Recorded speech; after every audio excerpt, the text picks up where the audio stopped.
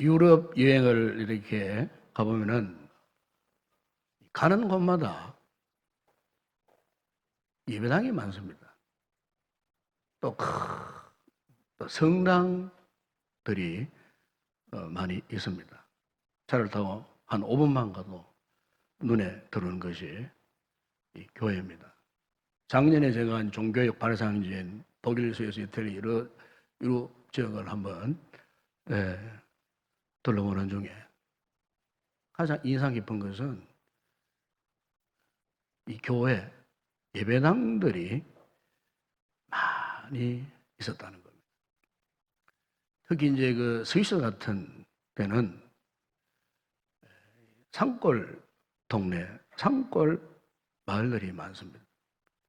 알프스를 끼고 있는 그런 상간시대에, 그런데 그 모든 상간시대 산골 마을에도 보면은 예배당이 이렇게 우뚝우뚝 이렇게 세워져 있는 것을 봅니다. 그래서 제가 이제 스위스에 간 김에 유명한 그 알프스의 명봉이라고 할 수 있는 마테호론을 보기 위해서, 이 마테호론 정상이 4,478m입니다.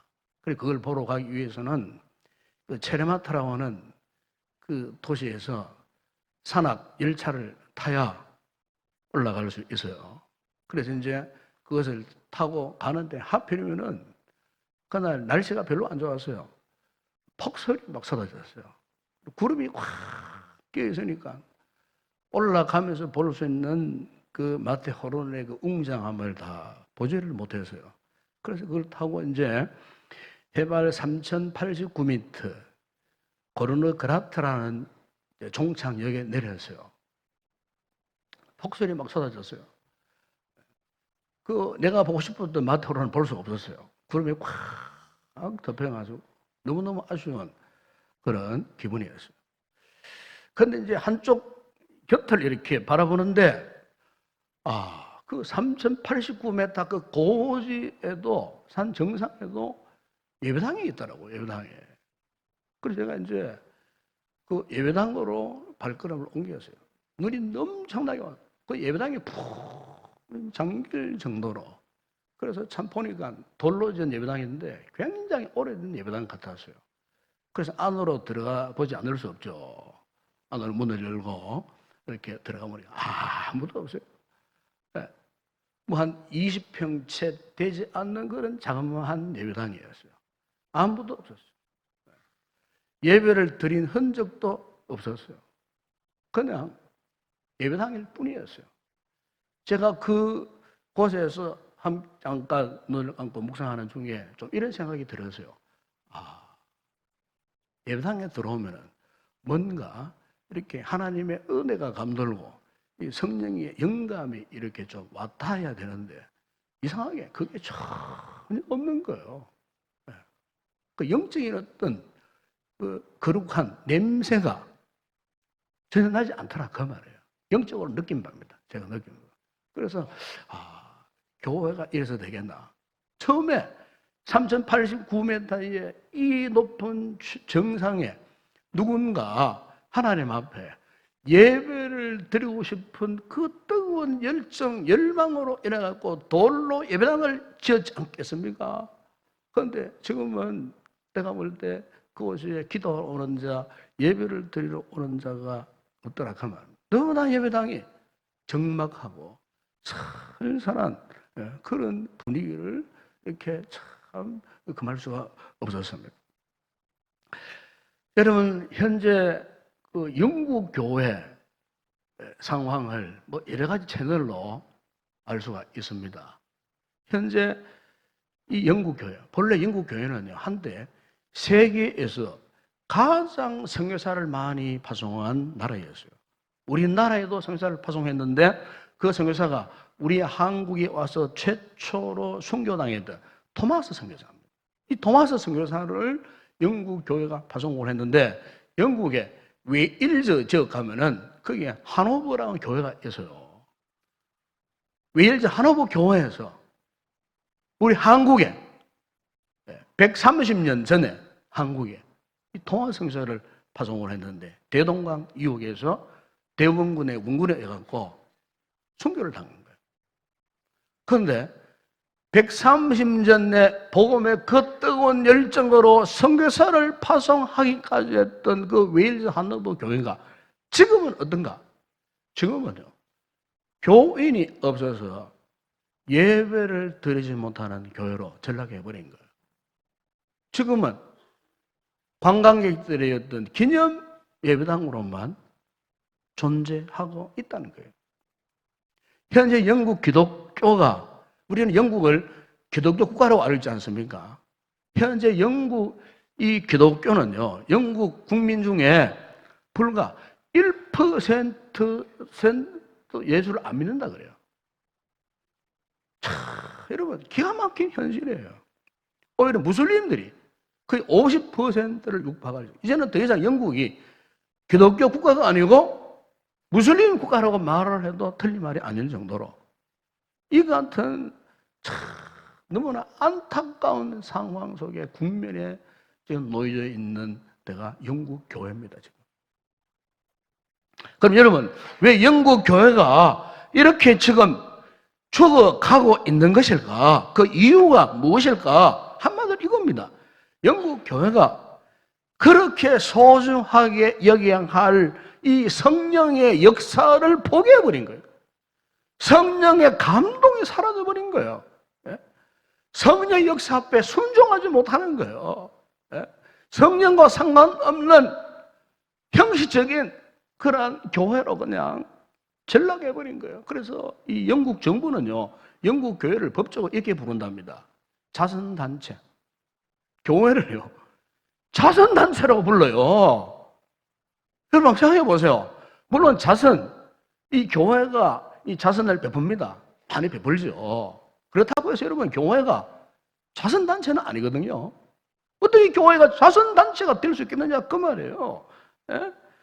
여러분 자선은요, 불교도 할 수 있고 천주교도 할 수 있고 원불교도 잘하고요. 심지어 이단들도 자선 잘합니다, 여러분.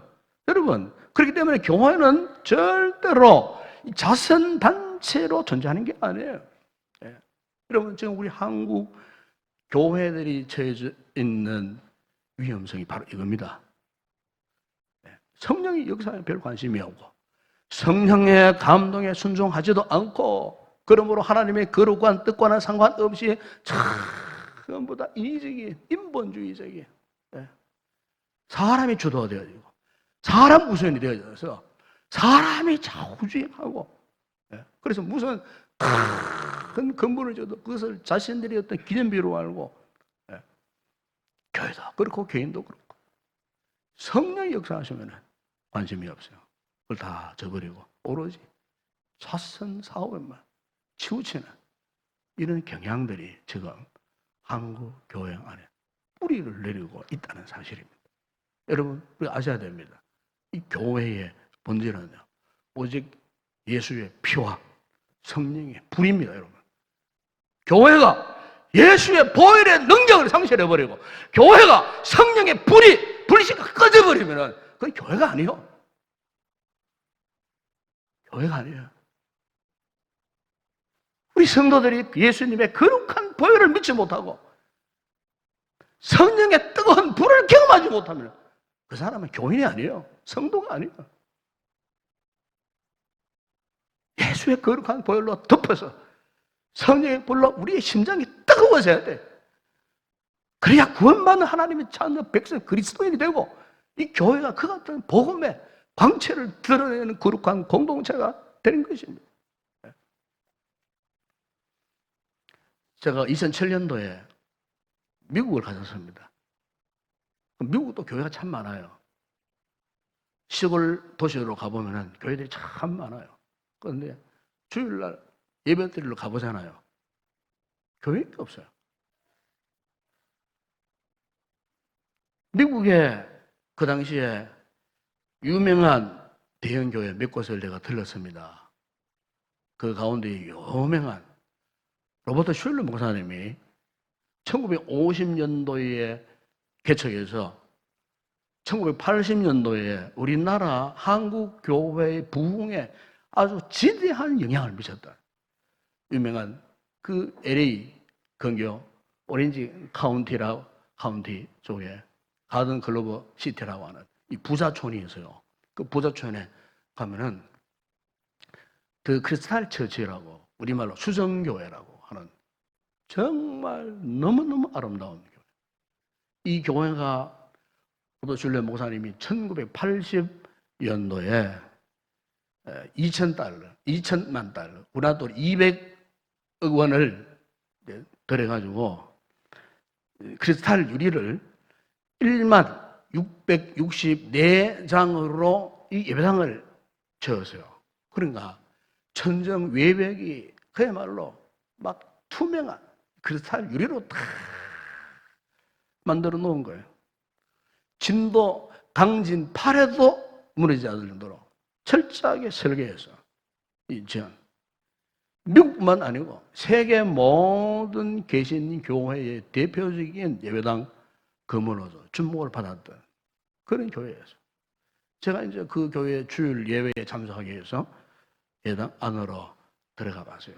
참, 그야말로 어찌 이런 예배당이 있을까 할 정도로 전면에 세계 최대의 그 파이프 오르간이 있는데요. 그 오르간 연주를 하는데요. 뭐 천상의 딴 데 아니에요. 여기가 천상이구나. 여기가 천국이구나. 웅장한 파이프 오르간이 선율을 울리는데요. 그야말로 사람이 그냥 뿅 갈 정도예요. 예? 하늘을 이렇게 천장을 봤는데 그 살로 되어 있으니까 그날따라 하늘이 새파래 하얀 구름이요. 그냥 흘러가는데 마치 이런 스크린을 보는 듯한 동서사방에 다 보니까 그야말로 너무너무 아름다운 상황 속에서 막 펼쳐지는 그러니까 저는 처음 가게 되면 예배를 제대로 못 드릴 정도로 현란하고 너무 황홀하고 이런 아름다운 교회. 근데 이 교회가 제가 돌아와서 2011년도 10월 달에 이 아름다운 교회가요 파산 신청을 했다는 겁니다. 세계적인 모든 교회들이 큰 충격을 받았어요. 저는 직접 그냥 예배를 들어온 사람으로서 어찌하여 그 같은 아름다운 교회가 그 교회가 파산 신청을 할 수밖에 없었는가? 그것도 가톨릭 교회가 되어버렸다는 겁니다. 지금은 오렌지 카운티 대성당으로 바뀌어져 버렸어요. 한때 미국 최대 초대형 교회 메이저 로버트 슐러 목사님이 그 능력의 시간이라는 프로그램이 따로 있어요. 그 방송이 되면은요, 차 안에서, 광장에서, 공원에서, 방 안에서 할 것 없이 수백만 미국인들이 그 로버트 슐러 목사님의 설교를 경청하다고 열광적으로 한국 교회도 생중계되어질 정도로 그런 유명세를 떨쳤던 로버트 슐러 목사님을 개척하셨던 그 교회가 어찌하여 파산을 당할 수밖에 없었는가? 정말 소름 끼치는 충격적인 뉴스였어요. 여러분, 그 원인이 무엇일까요? 그것은 교회의 영적인 타락입니다. 한 사람 영적 지도자의 타락입니다. 다시 말하면 성령의 역사가 떠나버린 거예요. 1982년도에 LA에 교황 요한 바오로 2세가 방문을 했을 때에 로버트 슐러 목사가 교회 대형 스크린을 만들어가고 전 교인들이 시청할 수 보도록, 심지어 미사 참여를 원하는 교인들을 위해서는 대형 버스를 동원해가지고 그것으로 실어 날렸다는 거예요. 예. 어째서 이 개신교 목사가 그 우상 숭배하는 가톨릭 그 예전에 미사에 참석하도록 그렇게 교인들을 자기들의 버스로 실어 나를 정도로 되었는가? 여러분, 그것을 영적으로 타락하지 않고는 그렇게 할 수 없어요. 예? 완전히 세속화. 아니, 우리가 말하는 혼합주의에 빠져버린 거예요. 영적인 혼합주의에 빠져버린 거예요. 예?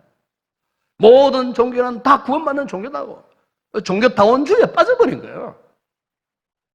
그러니까 여러분, 성령이 그곳에 역사할 수가 없죠. 세속적인 가치가 침투에 들어왔는데 어떻게 그곳에 거룩한 성령의 역사하심이 있겠느냐 그 말이에요. 예. 제가 이 같은 모습을 보면서 이런 생각이 나서 이런 말씀이 생각나서요. 사도 바울이 율법도 구원받고 은혜도 구원받고 이것저것 다 구원받는다라고 하는 소위 이 갈라디아 교회 이 성도들을 바라보면서 사도 바울이 그들을 호탕 친 적이 있었어요. 그 여러분 갈라디아서 3장 3절에 보면은 너희가 이같이 어리석으냐 성령으로 시작하였다가 이제는 육체로 마치게 했느냐 그래서 성령으로 시작했다가 육체로 마치게 했느냐.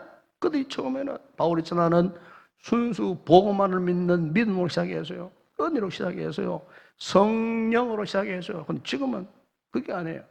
성령의 역사는 강구도 없고 그저 허울 좋은 거짓 진리, 요즘으로 표현하면 종교 혼합주의에 빠지고 종교 다원주의에 빠져 있는 그들 향하여서 너희가 어찌하여 성령으로 시작했다가 육체로 마치려고 하느냐. 참, 이 바울의 안타까운 부르짖음을 여기에서 우리가 볼 수가 있어요. 여러분, 저는 믿습니다.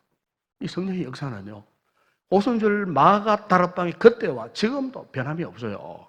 믿으십니까? 성령님의 역사, 진리의 역사는 지금도 변함이 없어요. 여러분 사도행전 4장 12절에 보시면 다른 이로서는 구원을 받을 수 없나니 천하 사람 중에 구원을 받을 만한 다른 이름을 우리에게 주신 일이 없습니다. 그래서요 여러분 주님께서도 요한복음 14절에서 말씀했습니다. 내가 곧 길이요 진리요 생명이니 나로 말미암지 않고는 아버지께로 올 자가 없느니라. 여러분 이게요 성령의 역사요. 이 진리를 거스르면 안 돼요. 주님은 바로 이 진리를 거스리는 자들을 향하여 배도하는 자들이라고 불법을 행하는 자들이라고 마태복음 7장 23절에 보시면 내가 그들에게 밝히 말하던 내가 너희를 도무지 알지 못하니 불법을 행하는 자들은 내게서 떠나가라 그랬어요. 불법을 행하는 불법이 딴 거 아니에요. 죄 짓는 게 불법 아니에요. 성령의 역사를 거스르는 게 불법이에요. 성령의 역사 앞에 순종하지 못하는 것 불법이에요. 그게 무서운 죄라 그 말이에요. 성령을 해방하는 자에게는 그 죄를 용서받지 못한다고 말씀하지 않으셨습니까? 성령의 역사 앞에 순종하는 거예요. 이게 오늘 우리의 믿음이 되어야 할 줄로 믿습니다. 여러분 사실 우리는 누구나 인자감을 다 갖고 있어요. 그래서 우리는 잘난 척할 수 없어요. 정말 인정한 모습, 정말 부족한 모습. 우리는 정말 인정한 자들이에요. 실수도 많이 하고 실패도 많이 해요. 유명한 여러분 전도자 빌리그람 목사님 가운데 딸이 있어요. 앤 그레엄 로체라고 하는 따님이 있는데 그 따님이 쓴 간증글 가운데 이런 내용이 있어요. 그 어느 날 어느 세미나에 참석을 했는데 강사 목사님이 이렇게 질문을 하더랍니다. 여러분 하나님은 여러분에게 무엇을 기대하신다고 생각하십니까? 하나님이 우리에게 무엇을 기대하시느냐고 그런 질문을 하는 겁니다. 그래서 잠깐 생각할 시간을 주던 강사가 다시 묻습니다. 여러분은 하나님께서 우리에게 갖는 기대하심이 무엇이라고 생각하십니까? 이 질문 앞에 세미나에 참석한 모든 사람들이 침묵을 하고 있었어요. 아무도 대답을 하고 있지 않자 결국 강사가 자신이 스스로 던진 질문에 이렇게 대답을 하더랍니다. 그것은 실패입니다. 실패. 하나님이 기대하시는 거 실패? 이 청중들이 의외의 대답에 눈을 뜨고 좀 의아하게 생각하는 거예요. 하나님이 우리에게 기대하시는 게 실패라고? 이런 분위기에 강사가 다시 입을 열어서 계속 말하기 시작했습니다. 하나님이 당신에게 바라시는 것이 있다면 그것은 실패인데 그러면서 하지만 하나님은 성령을 보내서 여러분에게 더 이상 실패가 필요 없게 하시는 분이십니다.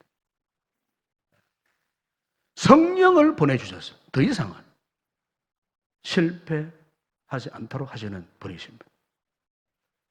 사실 여러분, 오늘 우리가 믿음 생활할 때, 신앙생활을 할 때 참 수많은 실패를 경험합니다. 저 역시도 수많은 실패를 경험했습니다. 아니, 지금도 저는 실패할 확률이 99.99999%입니다. 언제 어느든지 항상 실패할, 마치 준비를 하고 있는 존재처럼 정말 우리는 연약한 존재예요. 왜냐하면 우리는 태어날 때부터 연약한 존재 아니겠어요? 부족한 존재 아니겠습니까? 예? 그래서 우리가 이 연약한 부족함 때문에 때또는 어떤 문제 앞에 당면하면요, 크게 절망하기도 쉽고 낙심하기도 쉽고, 때로는 내가 실패한 이 흔적들, 상처가 잘 아물리지 않고 이 실패의 트라우마 속에서 탈출하지도 못한 채 꽁꽁 묶여서, 우리가 교회를 섬기다가 이런 일들이 많지 않습니까?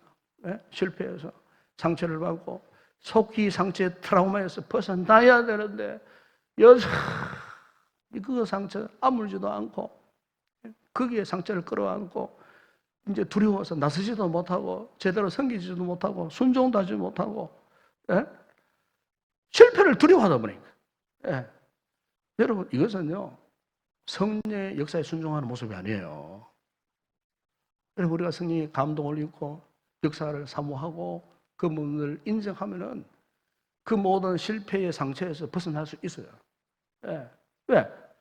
우리는 얼마든지 실패할 수밖에 없는 존재지만은, 그러나 성령 안에서는 더 이상 실패를 용납하지 아니하시는 이 하나님의 놀라운 은혜가 지금도 우리 가운데 살아 역사하고 있기 때문에, 믿으십니까? 네. 성령 안에서 우리는 다시 재기할 수 있고, 성령 안에서 회복할 수 있고, 성령 안에서 본래의 믿음의 역사를 이룰 수가 있고, 네. 성령 안에서 이 모든 실패에서 다시 세우침을 받는 이런 은혜의 축복을 누릴 수가 있다는 겁니다, 여러분. 그래서 오늘 본문에 보시면 예수님께서 이 제자들에게 7절에 보세요. 이렇게 말씀하지 않으셨습니까?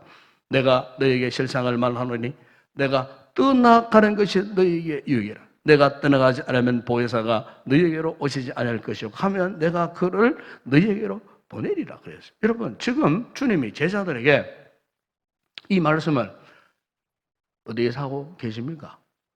바로 이 말씀을 지금 예수님이 마지막 최후의 만찬석에서 이 말씀을 하는 거예요. 그러니까 제자들과 마지막 만찬을 하시면서 이제 하루만 지나면 십자가에 죽으시게 될 그 주님께서 자신이 죽은 이후에 오히려 제자들이 주님과 더 가까이 지낼 것이다. 하나님과 더 친밀한 관계를 유지하며 살 수 있는 삶의 비결, 그 방법을 지금 이 최후의 만찬석에서 주님이 제자들에게 지금 가르치고 계시는 거예요. 십자가의 죽음을 앞두고 계시는 주님의 입에서 나온 그 위로. 그래서 사도 요한이 이 말씀을 들어놓았다가 훗날에 기록한 것이 요한복음이잖아요. 여러분, 요한복음 13장에서 16장 내용은 이게 다락방 강의입니다. 다락방. 최후의 만찬 다락방 석상에서 주님께서 하신 말이죠. 그런데 그 자리에서 내가 너희에게 실상을 말하오니 내가 떠나가는 것이 너희에게 유익이라. 당시 제자들은요, 이 말씀을 들어도 도대체 무슨 말씀을 하시는지 이해가 되질 않았어요.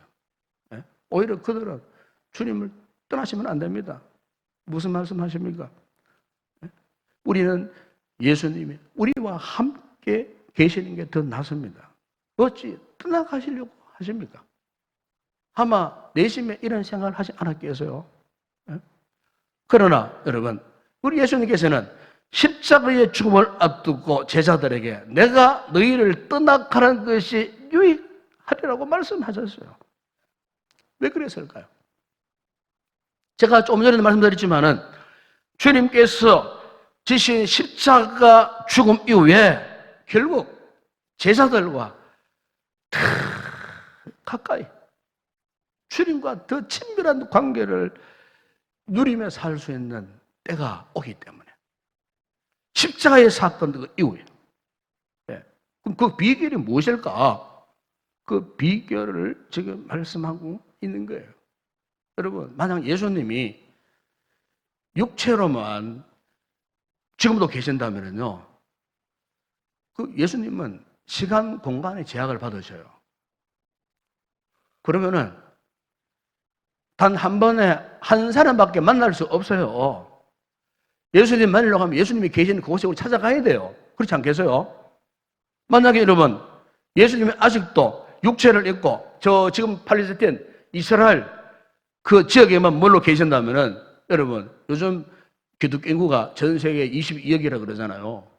예수님 만나고 가려면요, 비행기 타고 가가지고 줄 서가지고 대기표 받아가지고 그래도 평생 기다려도 만날 수 없을 상황이 되지 않겠어요? 만약 예수님이 육체로만 머물러 계신다면은 우리는 평생 순번을 기다릴 수밖에 없어요. 주님 만날 수가 없어요. 그런데 오늘 주님께 어떻게 하신다고요? 내가 떠나가지 아니하면 보혜사가 너희에게로 오시지 아니할 것이요. 가면 내가 그를 너희에게로 보내리라. 무슨 말씀입니까? 예수님께서 시간과 공간의 제한을 받지 않으시기 위해서 예수님의 영이신 보혜사 성령님을 어디에게, 누구에게? 우리에게 보내어 주시겠다고 말씀하셨어요. 그리스도의 영이 우리 가운데, 우리 곁에, 우리 안에 들어와 계실 때에 이것은 그야말로 시공간을 초월하는, 상상을 초월하는, 전 세계 어디에 있든지, 바다 속에 있든지, 하늘 위에 있든지, 아프리카에 있든지, 미국에 있든지, 한국에 있든지 동시적으로, 동시다발적으로 우리는 언제 어디든지 그분을 찾고 부르면 항상 만날 수 있는 이 같은 역사가 누구 때문에 일어나요? 보혜사 성령님, 그리스도의 영이 우리 가운데 계시기 때문에. 아마 여러분 텐트 가운데 이 김혜자 씨 이 간증 가운데 이런 이야기가 있어요. 언젠가 한번 소개했는지 모르겠습니다만은 이분은 참 골초입니다. 골초. 이 골초가 뭡니까? 담배. 그야말로 예수 믿고 교회 다니면서도 담배를 피우던 사람, 이 사람이에요. 여자분인데도. 그러니까 그 가정에 딸이 미국에 살고 있는데 이 딸의 소원이 뭐냐? 엄마 제발 담배 끊어, 담배 끊어. 이 딸도 신장 굉장히 좋은 분이에요. 그래서 이 딸이 미국에서 그 교회에 어느 날 특별 새벽 기도가 있었어요. 한 주가. 그래서 그 한 주 동안 엄마의 그 담배를 끊기 위해서 막 일심으로 기도했어요. 그런데 한국에 엄마가 아침 일어나고 여전히 습관을 쫓아서 아침에 이제 담배를 하나 다 뽑아들고 불을 탁 켜고 담배 그걸 딱 입에 넣는데요. 썩은 냄새가 나다. 썩은 냄새. 담배에서 썩은 냄새 날 이유가 없죠. 썩은 냄새가 나는데 갑자기 구역질이 막 나오는 거예요. 아, 왜 이럴까? 이 담배가 왜 이럴까? 그래서 다른 담배하고 또 불을 붙여서 또 이래. 딱 역시 똑같아. 몇 번을 반복. 또 그 다음날 시도해봐서 안 돼. 아, 담배에서 썩은 냄새가 나면서 구역질을 하면서 토할 것 같은. 바로 그 순간에 미국에서 딸이 전화가 왔어요. 그러니까 엄마가 야야 내가 지금 담배를 피우려고 하는데 썩은 냄새가 난다. 이게 왜 이러냐. 도저히 담배를 피울 수 없어. 그러니까 이 딸이 이 전화를 받고는 전통을 붙들면 헉헉 우웁니다. 엄마 그거는 예수님이 내 기도 듣고 응답해 주신 거야. 예수님 내 기도 듣고 응답해 주신 거라고. 네? 여러분 이게 뭐냐 하면은 지금 우리 가운데 역사하시는 성령의 초월적인 은혜 역사입니다. 미국서 딸이 기도한 그 기도와 한국에 있는 어머니의 그 담배를 끊게 만드는 그리스도의 영이 미국과 한국과 동시적으로 역사하셔서 하나님께서 그런 희한한 신비한 응답을 이루어 주셨다는 것입니다. 여러분 오늘 우리 성도들 마찬가지입니다. 오늘 우리에게도 성령님의 내주하심이 있습니다. 그리스도 영이신 그분이 우리 가운데 임재해 계십니다. 요한복음 여러분 14장 1절에 보시면 주님께서 말씀하셨습니다. 그날에는 내가 아버지 안에 너희가 내 안에 내가 너희 안에 있는 것을 너희가 알리라. 그랬어요. 너희가 알리라. 예. 지금 우리가 예수 그리스도 안에 누구를 통해서? 그리스도의 영을 통해서 우리 성도들은 지금 함께 예수 그리스도 안에 지금 머물러 있는 것입니다. 여러분 사도 바울이 로마서 8장 10절에서도 고백합니다. 또 그리스도께서 너희 안에 계시면 몸은 죄로 말미암아 죽은 것이라. 보세요. 그리스도께서 너희 안에 계신다고 말씀했어요. 고린도서 13장 5절에 또 말씀합니다. 너희는 믿음 안에 있는가? 너희 자신을 시험하고 너희 자신을 확증하라. 예수 그리스도께서 너희 안에 계신 줄을 너희가 스스로 알지 못하느냐? 예수 그리스도가 우리 안에 계셔요. 누구를 통해서? 고린도서 3장 10절에 보면은 너희는 너희가 하나님의 성전인 것과 하나님의 성령이 너희 안에 계시는 것을 알지 못하느냐? 하나님의 성령이 우리 안에 계셔. 즉 예수 그리스도의 영이 우리 안에 계셔. 여러분 사도 요한이 요한일서 4장 4절에서도 말씀합니다. 자녀들아 너희는 하나님께 속하였고 또 그들을 이기었나니 이는 너희 안에 계신 이가 그래 너희 안에 계신 이가 세상에 있는 자보다 크심이라. 네. 위대하신 주님이 지금 어디 가운데 계신다고요? 우리 가운데 계셔서 어떻게 하신다고요? 바울이 로마서 8장 1절에 선언합니다.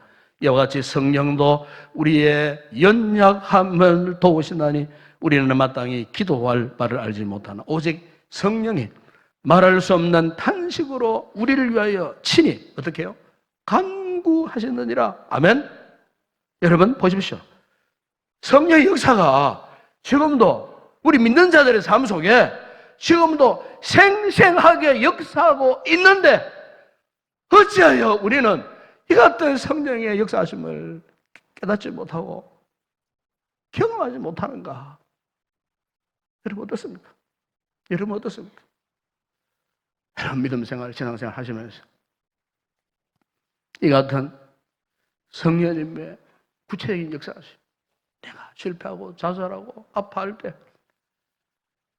주의 영이 오셔서 나의 연약함을 붙드시고 안아주시고 간구하시고 때로는 필요한 말씀도 주시고 위로의 영으로 오셔서 다 실패하고 좌절할 때 그분이 오셔서 우리를 이렇게 세워주시는 이 놀라운 성령의 구체적인 은혜의 역사. 여러분 우리 삶의 성공의 비결은 그 대안은 다른 게 아니에요. 성령님이신 줄로 믿습니다. 성령님이신. 여러분 말씀도 참 중요하죠. 하나님의 말씀. 사실 이 말씀은 우리의 신앙의 이정표와 같은 겁니다. 이정표가 있어야 우리 올바른 목적 방향을 갈 수 있지 않겠어요? 네, 그런데 그 이정표대로 우리의 인생, 우리의 삶을 이끌어 가시는 분이 누구냐? 성령님이셔요. 말씀을 읽고 말씀을 배우고 말씀으로 훈련 받는 것으로 끝나면 안 돼요. 그 말씀 앞에 순종하게 되면 누가 우리의 삶을 이끌어 가시는가? 성령님이 오늘 저와 여러분의 삶을 이끌어 가시는 거예요. 네? 주의 말씀은 내 발의 등에게 빛입니다. 이 말씀이 우리의 삶에 구체화되도록 이 말씀의 역사가 우리의 삶에 구체적으로 경험되도록 하시는 이가 누구라고요? 그 말씀을 기록하게 하신 성령님의 역사예요. 주의 거룩한 그리스도의 영으로 우리가 충만하지 아니하면은 그분이 인도하시는 길로 인도함 받을 수 없어요. 여러분의 직장 생활이나 가정 생활이나 자녀 교육이나 사업장이나 뭐 공부하는 것이나 모든 게 다 그래요. 여러분, 여러분의 힘으로 하려고 하지 마세요. 인위적으로 무엇을 이루려고 하지 마세요. 네? 성령의 역사의 도움을 받으시기 바랍니다. 그분께 여러분의 도움을 간구하시기를 바랍니다. 여러분, 독수리가요, 세 장에 딱 갇혀 있어 보세요. 그거는요, 병아리보다 못해요. 그렇지 않겠어요? 이 독수리란 녀석은 날개를 쫙 펴고 폭풍이 와도 기류를 타고 그냥 고흥으로 올라가서 유유히 비행하는 것. 이 독수리의 기품 아니겠어요? 여러분, 우리가 성령으로 충만해져 보세요. 인생의 어떤 장면을 문제가 안 됩니다, 여러분. 어떤 무서운 장벽, 그거 성령의 능력으로 다 뛰어넘고 정복할 수 있는 거예요. 성령 충만하지 못하니까 인간적인 생각에 묶여서 전전긍긍하고 어찌할 바를 몰라서 염려, 걱정, 거심하고 하다 그러다가 결국에는 실패해버리고 좌절해버리고 절망해버리고. 여러분, 우리 성도들이 이러한 믿음의 삶을 살아야 되겠습니까? 저도 그렇고 여러분도 그렇고 우리 삶의 대안은 딴 거 아니에요. 성령님, 우리 가운데 내주에 계시는 주의 영이신 줄로 믿습니다. 그리스도의 영으로 충만해져 보세요. 그분을 사랑하고 그분을 사모하시고 그분의 역사를 여러분 기대하십시오. 성령 충만을 구하십시오. 여러분, 누가복음 11장 3절에 주님이 약속하지 않았습니까? 너희가 악할지라도 좋은 것을 자식에게 줄 알거든. 하물며 너희 하늘 아버지께서 구하는 자에게 성령을 주시지 않겠느냐? 요한복음 14장 16절에서 주님이 말씀했습니다. 내가 아버지께 구하겠으니 그가 또 다른 보혜사를 너희에게 주사 영원토록 너희와 함께 있게 하리니 그는 진리의 영이라. 세상은 능히 그를 받지 못하나니 이는 그를 보지도 못하고 알지도 못함이라. 그러나 너희는 그를 아나니 그는 너희와 함께 거하시며 또 너희 속에 계시겠습니다. 아멘. 그렇습니다. 여러분, 우리 인생의 모든 가능성은 성령님이십니다. 그러므로 우리는 성령님을 경험하는 삶을 살아야 할 줄로 믿습니다. 이 경험 속에서 모든 상황을 뛰어넘게 하시는 주님의 위대한 성령의 사람들이 다 되어지는 성도의 시기를 주의 이름으로 축원합니다.